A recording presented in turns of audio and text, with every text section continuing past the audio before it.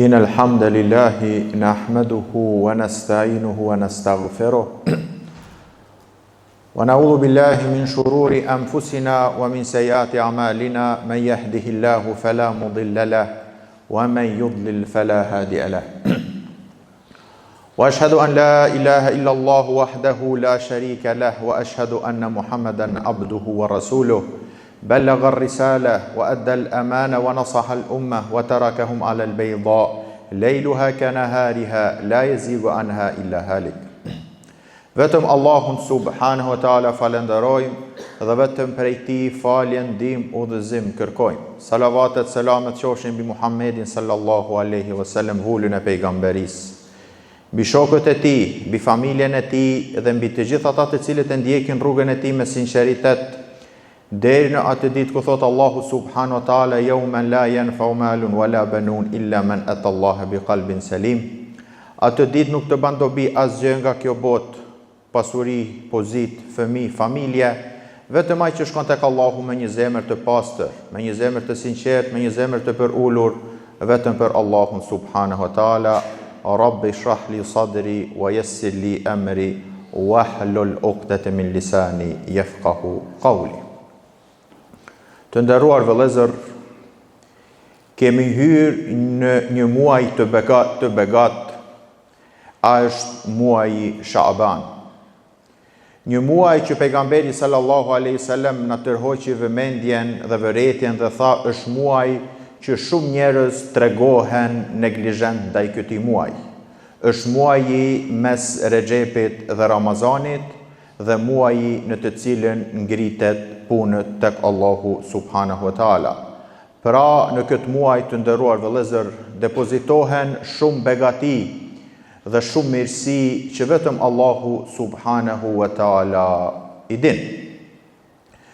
Në këtë muaj të nderuar vëllezër do t'i përmendi një ndodhi që ka ndodhur, që të përfitojmë nga ajo ndodhi, dhe dy ndodhi që ndodhin çdo herë që përsëritet ky muaj. Ndodhia e parë të nderuar vëllezër që ka ndodhur në këtë muaj është ndryshimi i kibles. Siç e dim, pejgamberi sallallahu alaihi wasallam kur emigroi nga Mekka në Medinë, 16 apo 17 muaj u fal në drejtim të Beitul Maqdis, përndryshe në drejtim të Aksas, Jeruzalemin e sotëm, që e lutim Allahun subhanahu wa taala ta çliroj atë vend nga ato operacionista të cilët e kanë uzurpuar, sepse është kibla e parë e muslimanëve. Pra, kur shkoi pejgamberi sallallahu alaihi wasallam në Medinë, u fal 16 apo 17 muaj në drejtim të Aksas. Mirë po, jehudit dhe cilësit jo të mira gjithë të tyre si i kanë, thoshin si pejgamberi sallallahu alaihi wasallam na kundërshton fen ton, ndërsa falet në drejtim të kibles ton. Dhe kjo gjë e ngushtoi pejgamberin sallallahu alaihi wasallam dhe e ngritte pra fytyrën lart, sepse u turpronte që të kërkonte nga Allahu subhanahu wa taala, mirë po Allahu e dinte se diçka e ngushtonte dhe i tha qad nara taqalluba wajhika fi as-sama, ne e shohim se ti e ke drejtu fytyrën tënde ka qielli, falanuwalliyannaka qiblatan tardaha, atëherën po ta caktojmë një kible të cilën ti e don, se e donte kiblen Qabën, vendin ku kishte ndërtu babai i tij Ibrahimi alayhis salam. Falanuwalliyannaka qiblatan tardaha fawalli wajhaka shatr al-masjid al-haram. Atëherë drejtoje fytyrën tënde ka mesxhidi, pra nga Mesxhidul Haram apo nga Qabja. Arsye të nderuar vëllezër, duhet ta kuptojmë se Allahu subhanahu wa taala shpesh vendos rregulla jo për diçka, vetëm thjesht ta kuptoj se cili është i sinqert nga ai i cili nuk është i sinqert. Dhe thotë وَمَا جَعَلْنَا الْقِبْلَةَ الَّتِي كُنْتَ عَلَيْهَا إِلَّا لِنَعْلَمَ مَنْ يَتَّبِعُ الرَّسُولَ مِمَّنْ يَنْقَلِبُ عَلَى عَقِبَيْهِ وَإِنْ كَانَتْ لَكَبِيرَةً إِلَّا عَلَى الَّذِينَ هَدَى اللَّهُ.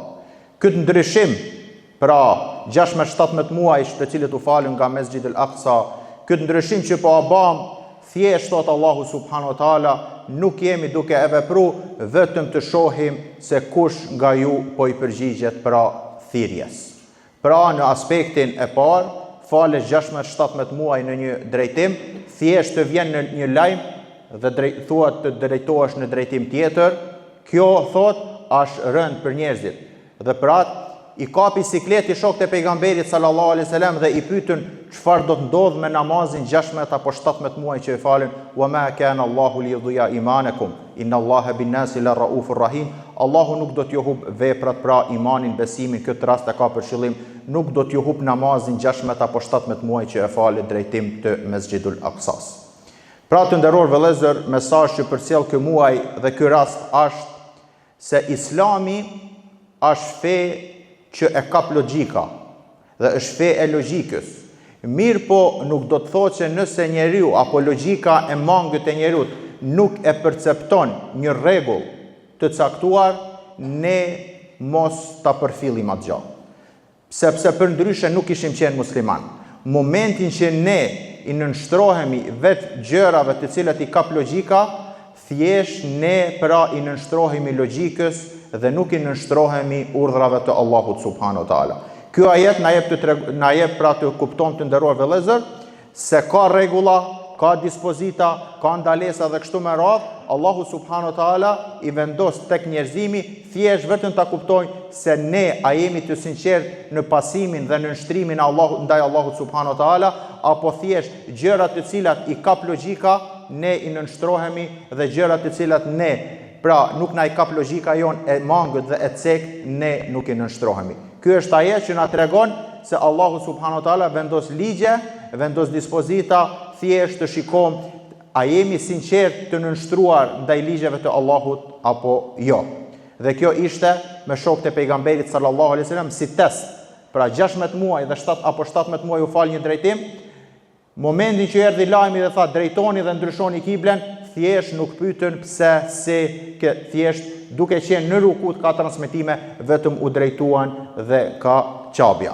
Pra ky është mesazhi i parë që ka ndodhur në këtë muaj. Ndërsa dy ndodhi shumë madhështore dhe të rëndësishme që ndodhin në këtë muaj të nderuar vëllezër, ndodhia e parë është ardul a'mali ila Allah, ekspozimi apo paraqitja dhe ngritja e punëve tek Allahu subhanahu wa taala. Siç dihet, kemi disa lloj ngritjeve të punëve të njeriu tek Allahu subhanahu wa taala. Kemi ngritje të punëve që bëhet për çdo ditë. Thot pejgamberi sallallahu alaihi wasallam, inna Allaha la yanam wa la yanbaghi lahu an yanam. Thot Allahu nuk flen dhe nuk i takon atij të flej. Pra, prej emrave dhe cilësive të Allahut është Samet, është Hayy al-Qayyum, është i gjallë, pra nuk flen, nuk i takon të flej dhe kështu me radhë, as nuk kotet dhe kështu me radhë. La ta'khudhu sinatun wala nawm, nuk e marr as kotja, sepse kjo është mangësi, pra të marrut kotja është mangësi dhe Allahu subhanahu wa taala është larg nga çdo lloj mangësie. Tha inna Allaha la yanam wa la yanbaghi lahu an yanam. Allah as nuk flen, as nuk i takon atij të flej. Yarfau wa yadau al-qist. Allahu ngritën dhe ulën në çdo aspekt, pra Allahu ngritën njerëz, ulën njerëz, dhe kjo është prej urtësive dhe caktimit të Allahut subhanahu wa taala. Yaqbalu amalu al-layl qabla amali an-nahar, apo yarfa amalu al-layl qabla amali an-nahar. E ngritën punën e ditës dhe e pranon punën e ditës para asaj të natës, dhe e ngritën punën e natës para asaj të ditës. Wajhuhu, pra thot pejgamberi sallallahu alaihi wasallam në një hadith, vazhdimsinë të hadithit, hijabuhu nur, pra drita, fytyra e tij është dritë. Law kashafaha, po ta hishte perden, thot, la ahraqat subuhatu wajhi man taha ilay basaruhu min khalqi. Perdja e tij është dritë, sikur ta zbulonte atë shkëlqimet e fytyrës së tij do të digjnin gjithçka deri kur arrin shikimi i tij nga krijesa. Pra të nderuar vëllezër, Allahu subhanahu wa taala pra tregon se me këtë hadith se ka ngritje që bëhet për çdo ditë. Po ashtu një hadith tjetër thot pejgamberi sallallahu alaihi wasallam, ka ngritje të veprave të njeriu, të meje dhe teje dhe çdo kujt që ngriten për çdo javë. Pejgamberi sallallahu alaihi wasallam tha, ngriten punët për çdo javë, pra për çdo hanë dhe të enjte, mu për këtë thot, un kam dëshirë që të jem agjërueshëm momentin që më ngriten punët. Pra, punët që ngriten ditore, që ngriten javore të hanën dhe të enjten, dhe punët që ngriten vjetore. Dhe aja janë në muajin Shaban. Pra të nderuar vëllezër, nëse e marrim një shembull nga jeta jone e përditshme. Nëse një njeri ka një kompani dhe lajmërohet se nga inspeksioni se filan muajin do të vi inspeksioni që të kontrolloj për llogarit dhe për rregullat dhe kështu me radhë a je në rregull. Çdo kush prej nesh të nderuar vëllezër ishte përgatitur për këtë muaj, sepse po i vjen inspeksioni dhe varësisht prej raportit që e merr ai që e shkruan ai inspeksion, do të llogaritesh, do të dënohesh dhe kështu me radhë. Kështu është edhe mëshira dhe drejtësia Allahut subhanahu wa taala. Pra, do një mesazh Allahu subhanahu wa taala me ja dërguar çdo njerit nga ne. Është vërtet se ne jemi gabimtar nëse raportet ditore që janë ngrit nuk kanë qenë të mira. Pra, nëse raportet javore të cilët janë ngrit prep nuk kanë qenë të mira. E ke edhe një shans, ai është raporti vjetor, pra ke kujdes se do ta kesh edhe një shans raportin vjetor, atëherë kujdesu që ky raport pra të jetë pra dhe mundohet të jetë sa më i mirë, sa më i pastër, sepse varësisht nga ky raport edhe do të shpërblehesh apo do të dënohesh, Allahu na ruajt. Pra të nderuar vëllezër, në këtë muaj ngriten veprat e gjithë vitit. Siç thash, nëse kemi qenë neglizhent gjatë ditëve që nuk i kemi pas raportet që kanë shku tek Allahu, pra çdo kush prej nesh e din veten. Çdo kush prej nesh i din gabimet e veta. Dhe çdo kush prej nesh të nderuar vëllezër, pra e njeh veten më mirë se çdo kush. Ka mundësi dikush të shfaqet i mirë dhe në të kundërtën. Mirë, po ka dikush që ndoshta edhe në mesin e disa njerëzve mos të jetë i mirë, ndoshta tek Allahu subhanahu wa taala mund të jetë shumë i mirë. Për atë kur kaloi një njeri tek pejgamberi sallallahu alaihi wasallam dhe i thanë çfarë mendoni për këtë person? Ky person është i denj, ky person ka pozitë dhe kështu me radhë. Atëherë kur kaloi një person tjetër, jo shumë nuk kishte ndonjë pozitë shoqërore shumë të madhe në shoqëri. Ky person nuk ka shku me ditë diçka, nëse kërkon ndonjë vajzë, nuk i jepet, pra një person i varfër dhe kështu me radhë. Pejgamberi sallallahu alaihi wasallam i tha, ky person që ju po mendoni se nuk ka pozitë shoqërore, është shumë ma i mirë se e gjithë dunjaja të jetë nga ky person që ka pozitë shoqërore, njeri që llogaritet me pozitë dhe kështu me radhë. Pra të nderuar vëllezër, kriteret që janë tek Allahu në vlerësimin e njerëzve dallojnë tek kriteret që janë tek njerëzit. Mu për këtë çdo kush e njeh veten, çdo kush i njeh gabimet që i ka mes tij dhe Allahut, çdo kush i njeh gabimet që i ka mes tij dhe njerëzve, çdo kush i njeh gabimet që i ka mes tij dhe vetvetes së vet tridimensional. Atëherën ky muaj të nderuar vëllezër është që të reflektojë njeriu dhe të përmirësojnë këto raporte dhe raporti i cili do të ngritet tek Allahu subhanahu wa taala, ky raport të mundohet të jetë sa më i pastër, kjo flet, kjo llogari, sepse varësisht sipas kësaj llogari, sipas këtij raport, sipas këtij proces verbal, Allahu subhanahu wa taala do ta shpërblejë njeriu apo do ta dënojë. Pra kjo është ajo ndodhia e parë që ndodhen në këtë muaj. Dhe prej gjërave që më së shumti të nderuar vëllezër i ndihmon njeriu që ta pastrojë këtë raport është kërkimi i faljes, pra edhe shtimi i istikfarit dhe kërkimi i pendimit tek Allahu subhanahu wa taala. Ndodhi tjetër shumë e rëndësishme dhe madhështore që ndodhen në këtë muaj të nderuar vëllezër është, siç thot pejgamberi sallallahu alaihi wasallam, kur vjen pra mesi i këtij muaji, nisf min Shaban, lejletu nisf min Shaban, pra mesi pra i këtij muaji, thot Allahu subhanahu wa taala yattali Allah, thot Allahu subhanahu wa taala hedh shikimin te robët e vet. Fa yaghfiru, i fal të gjithë illa al mushrik au al mushahin, i fal të gjithë kategoritë e njerëzve përveç se dy kategori Allahu subhanahu wa taala nuk i fal. Ai i cili i ban idhujtari Allahut subhanahu wa taala, mushrik, pra idhujtari, wal mushahin, ai i cili pra ka hasmëri, ka armiqësi, ka xhelozi me njerëzit. Shtrohet pyetja. Allahu subhanahu wa taala a nuk janë krijesat, a nuk jemi ne në mbikëqyrjen e Allahut 24 orë? Nuk ka dyshim se po. Pra njeriu apo jo njeriu, por çdo krijesë është në mbikëqyrjen e Allahut subhanahu wa taala 24 orë. Mirë po Allahu subhanahu wa taala me këtë rast, me 15 pra të datës të muajit Shaban, a thu se do me na tërheq neve një vëmendje. Pra diçka ma speciale dhe ma specifike, se unë do t'i fali të gjithë, vetëm keni kujdes mos hyni në këta dy kategori të njerëzve. Idhujtar, mos u ban idhujtar që t'i bash Allahut idhujtari, dhe mos u ban haset, xhelozi, mos t'jesh pra hasmëri me njerëz, ngatërëstar, zemërkeq, dashakeq për njerëzit dhe kështu me radhë. Pse të nderuar vëllezër? Nuk ka dyshim se gjithë e dim se ne pas muajit Shaban vjen muaji Ramazan. Dhe nuk ka dyshim se ai njeri i cili është në hasmëri, ka xhelozi, është pra i stërngarkuar me mëkate dhe kështu me radhë, ky njeri pra të nderuar vëllezër do të privohet nga mirësia e Ramazanit.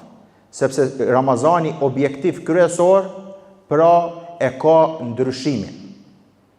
Ka shumë njerëz hyjnë në Ramazan dhe dalin nga Ramazani njëjtë. Pra ky Ramazani nuk e ka arrit objektivin kryesor të Ramazanit. Ka disa njerëz që Ramazani ka mundësi të ndikojë te ky, mirë po mos të ndryshoj. Nuk ka objektiv i Ramazanit ndikimi, por është një shkallë më e lartë. Ndikimi pastaj me sjell ndryshim dhe jo munal vetëm te ndikimi. Pra të nderuar vëllezër, Islami është fe pra universale. Do të thotë se Islami ka ardhur mi sjell njeriu qetësi, rahati, begati, kënaqësi dhe kështu me radhë. Dhe çdo gjë që vjen në kundërshtim dhe e pengon njeriu nga rahatia, nga qetësia dhe kështu me radhë, Islami ka ardhur që ta ndalojë këtë gjë. Dhe gjëra kryesore që e pengon njeriu të ketë një jetë të rehatshme, një jetë të begatshme, një jetë të qetë dhe kështu me radhë janë këto dy gjëra: idhujtaria dhe xhelozia, armiqësia, hasmëria dhe kështu me radhë.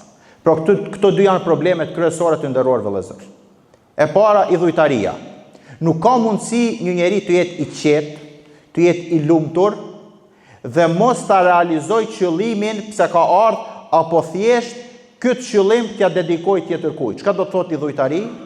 Idhujtari do të thotë që adhurimin t'ja dedikosh dikujt tjetër përveç Allahut subhanahu wa taala. Pra Allahu subhanahu wa taala na krijoi në formën më të mirë, na përsosi, na begatoi dhe kështu me radhë, dhe kërkoi nga ne, pa them kushtimisht, në 24 orë kërkoi nga ne 1 orë që të adhurojmë Allahun subhanahu wa taala.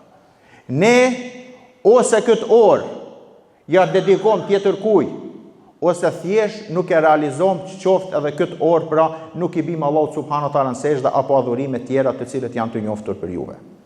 Pra Allahu subhanahu wa taala dëshmë na tregu se nuk i fal këto dy kategori njerëzish, sepse është në interesin tonë, sepse këto dy kategori, pra idhujtaria dhe hasedi, xhelozia, smira dhe kështu me radhë, e largoj njeriu nga të qenurit i kënaqur me jetën dhe i lumtur me jetën.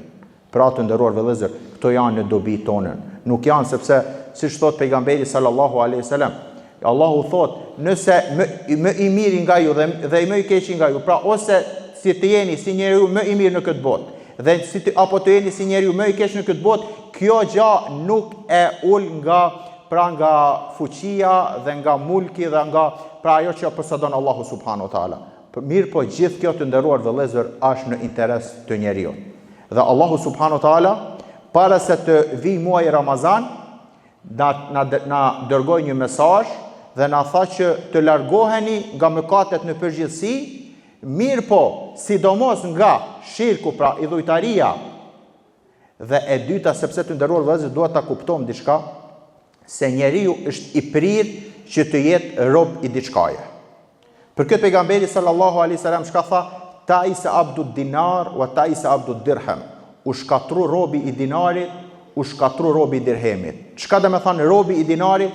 Do të thonë rob, ky njeri e ka marrë pra dinarin Zot. Dhe ka disa njerëz, çka do që të fletsh, thjesht e ka vetëm punë. Si me punu, si me fitu. Në rregull, kërkohet puna, kërkohet fitimi, kërkohet gjithë. Mirë po ai e ka qëllim. Ndërsa muslimani këto i ka mjete, thjesht për me realizu jetën në këtë botë.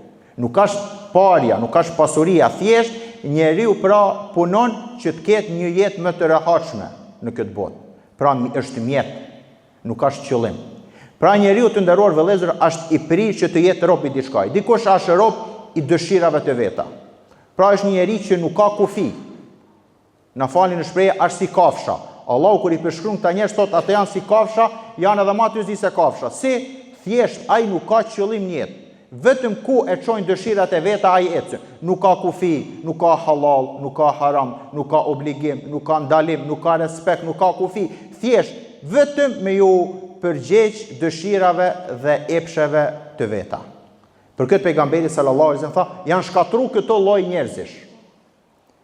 Pra të nderuar vëllezër, siç thash, rasti i parë apo ndodhia e parë që ndodhen këtë muaj dhe duhet ta shfrytëzojmë është ngritja e veprave. Kemi gabu dhe kemi qenë të mangët në raportet që janë ngrit ditore. Kemi qenë neglizhent dhe të mangët në raportet javore.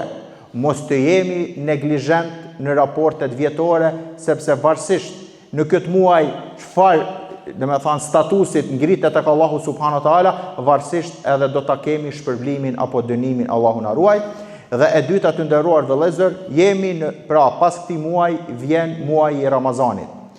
Allahu subhanahu wa taala e parapriu muajin e Ramazanit me muajin pra Shaaban, që të fillojmë të pastrohemi dhe të reflektojmë nga mëkatet, mirë po, dy mëkate kryesore, mos të hyjmë në Ramazan të ngarkuar me shirk. Çka do të thotë me shirk? Shirku të nderuar vëllezër apo idhujtaria është më e madhe se sa vetëm ja dediku dikujt adhurimin. Thjesht edhe mos mi kry pra adhurimet, kjo është një lloj pra të nderuar vëllezër idhujtarie, siç thot pejgamberi sallallahu alajhi wasallam, mes robit dhe idhujtarisë, shirkut dhe kufrit është lënia namazit. Momentin që njeriu nuk e fal namazin të nderuar vëllezër, vetëm se ka rënë në një lloj idhujtarie. Pra e para të nderuar vëllezër është idhujtaria, të largohemi, të fillojmë të na gjej Ramazani duke i bë Allahut subhanahu wa taala sejdë, dhe e dyta mushahin, ai njeri i cili pra është ngadrestar, ai njeri i cili është zemërkeq, ai njeri i cili pra është në hasmëri me njerëzit dhe kështu me radhë. Kjo e ban njeriu pra që mos ta shijoj pra jetën, lumturinë e kësaj bote, sepse ka njerëz të nderuar vëllezër që smuhen dhe i kap smundja vetëm për suksesin që ka arrit dikush. Dhe kjo vjen në kundërshtim me atë që Allahu subhanahu wa taala i krijoi njerëzit, sepse njeriu momentin që xhelozon dhe kështu me radhë, është dashakeq dhe nuk ja don suksesin njerëzve dhe kështu me radhë, thjesht ky njeri në mënyrë indirekte është duke luftuar me caktimin e Allahut subhanahu wa taala. Pra, Allahu caktoi për filan personin të ketë një pasuri të caktuar, të ketë një pozitë të caktuar dhe kështu me radhë. Momentin që njeriu e xhelozon këtë pozitë dhe këtë status që Allahu subhanahu wa taala e begatoi një person, ky në mënyrë indirekte të nderuar vëllezër është në luftë pra me caktimin e Allahut subhanahu wa taala. Pra, mesazhi që i përcjell ky muaj të nderuar vëllezër është që musliman është që ai njeri që i nënshtrohet Allahut subhanahu wa taala pa marrë parasysh a percepton logjika e mangët e njeriut apo jo. E dyta është se ngriten veprat në këtë muaj, të kemi kujdes se çfarë veprash janë duke na ngrit tek Allahu subhanahu wa taala, se varësisht nga kjo ngritje do ta marrim edhe shpërblimin apo dënimin, Allahu na ruaj. Dhe e treta, të kemi kujdes nga mëkatet, mirë po sidomos siç thash, idhujtarin pra të dedikuarit adhurimin dikujt tjetër përveç Allahut, apo edhe lanjen e disa adhurimeve që me lanjen atyre adhurime njeriu është pra shumë afër shirkut dhe kufrit, siç është lania e namazit të nderuar vëllezër, dhe të jemi të pastrom zemrat tona nga çdo lloj xhelozie dhe gjëra të cilat nuk i sjellin dobi njeriu, mirë po vetëm thjesht bahen ngarkesë për te dhe mos na gjej Ramazani të ngarkuar me mëkate shpirtërore. Aqulu qawli hadha astaghfirullaha li wa lakum wa lisairil mu'minina min kulli dhanb fastaghfiru innahu huwal ghafurur rahim.